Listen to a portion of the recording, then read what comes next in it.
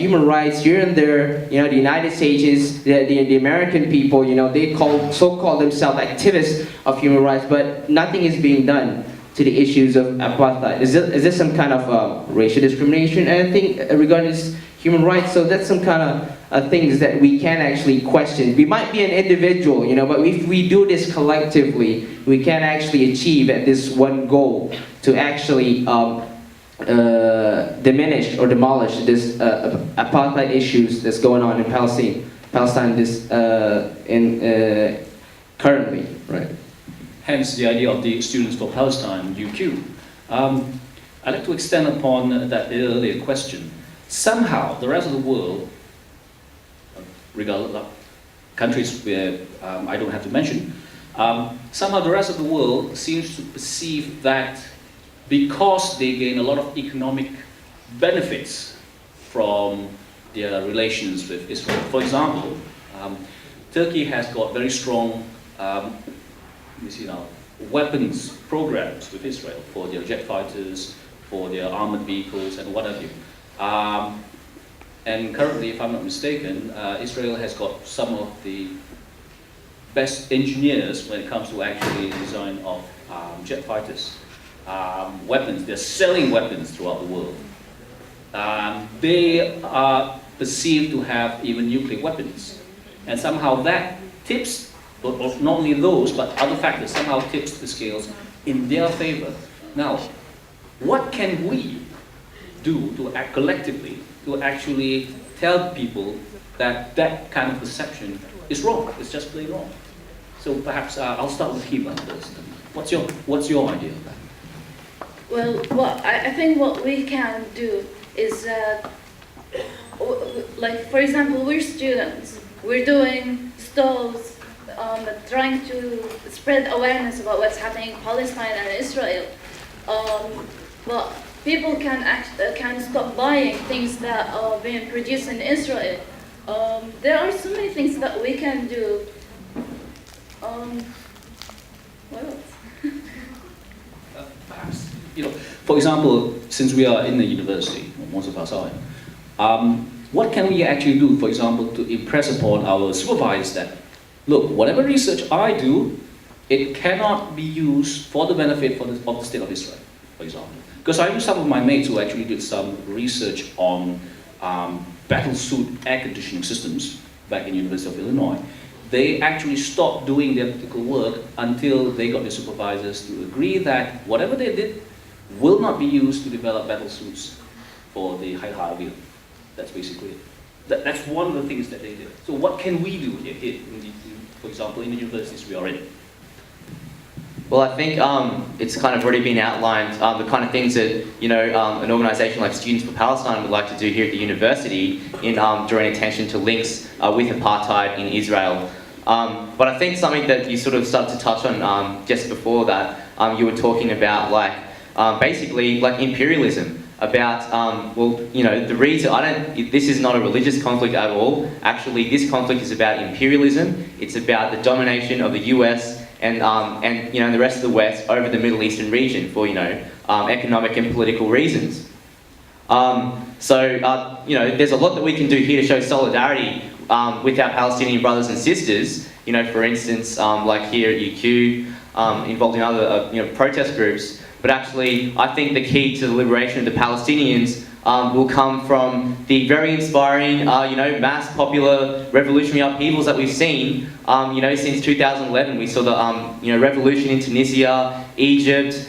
We've seen, the toppling of dictators. And, for years and years, people said, for example, the Egyptians, they're so downtrodden, they'll never get rid of this awful dictator Mubarak.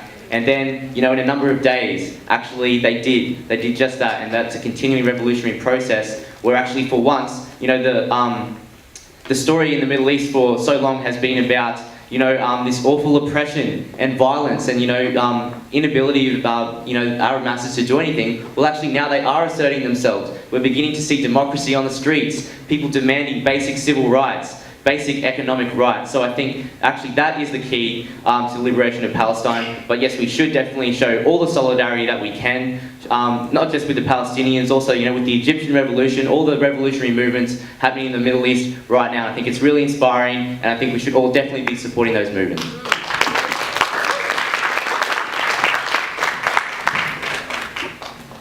What about your opinion, Isaac, about the current state of affairs?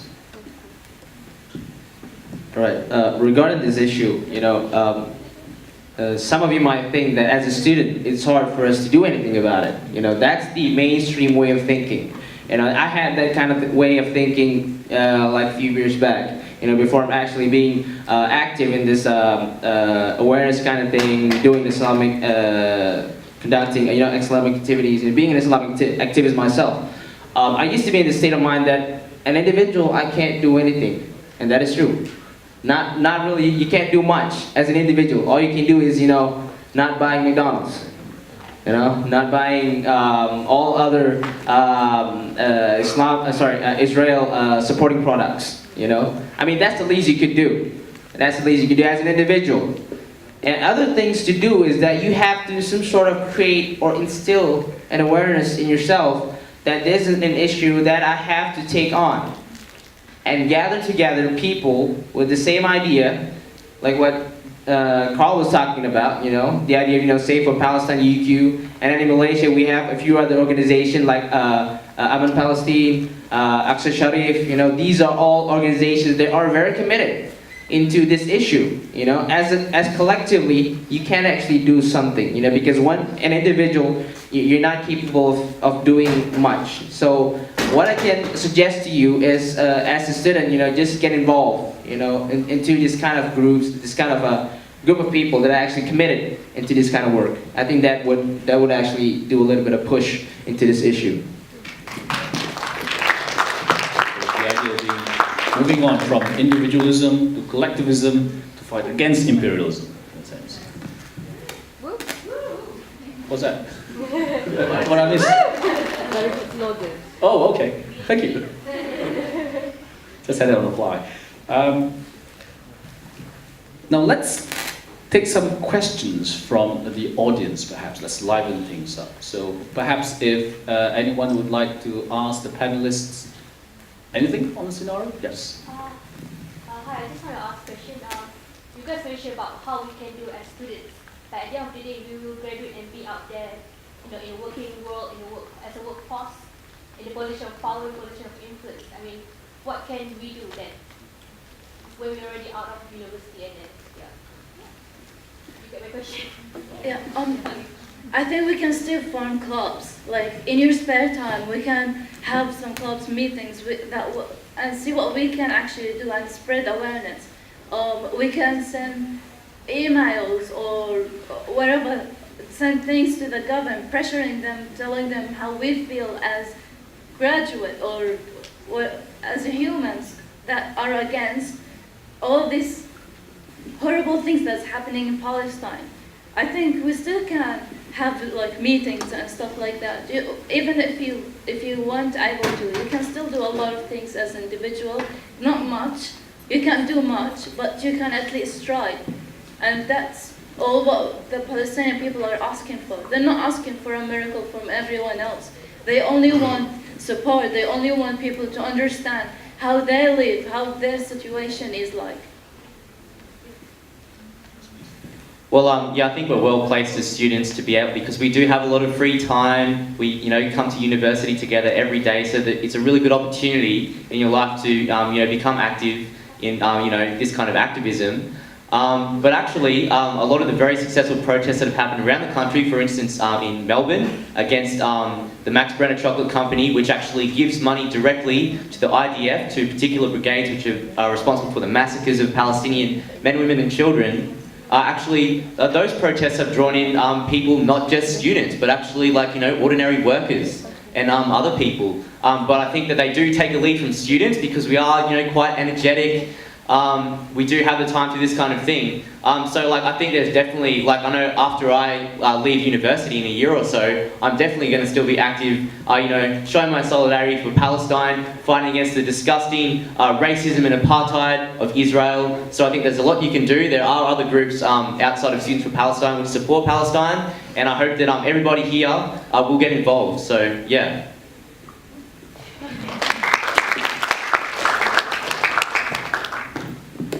Izzat, would you like to respond to the question as well? Right. I didn't plan on, but since you asked. Okay. Okay, you say that we might have issues in terms of commitment after we work. Right, is that the questions? Actually trying to like directly influence, like using your position, you know, trying to influence people at work, or you know, if someone is like really interested in politics, you know, climb up ladders, climb up the ladder of liberal or liberal, just try to influence everyone. So I was, yeah, expecting that. But if you have other, Right. Okay. So if you've been if you've been active during your student period in university, and if you've been active, and then suddenly when you finished studying, you suddenly became passive, you know, I think that the question to be asked is, what is it that you're fighting for? Are you actually joining a society just to fill in your resume so that you can have a good career path? Or are you actually doing for the love of it? Or actually you're doing it because you have that real awareness in tackling this issue?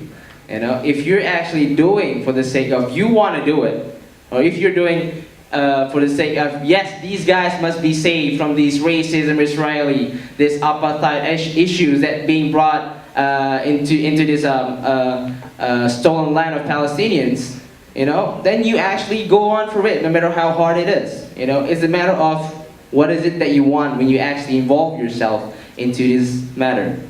Right.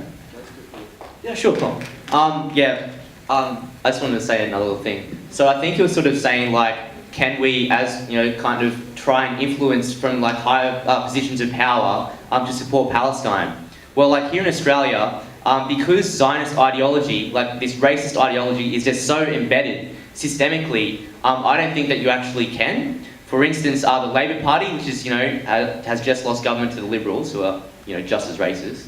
But actually, the Labor Party has been a party of racism for pretty much its entire existence. It implemented the White Australia policy. It's, you know, responsible for discussing racism towards refugees fleeing to this country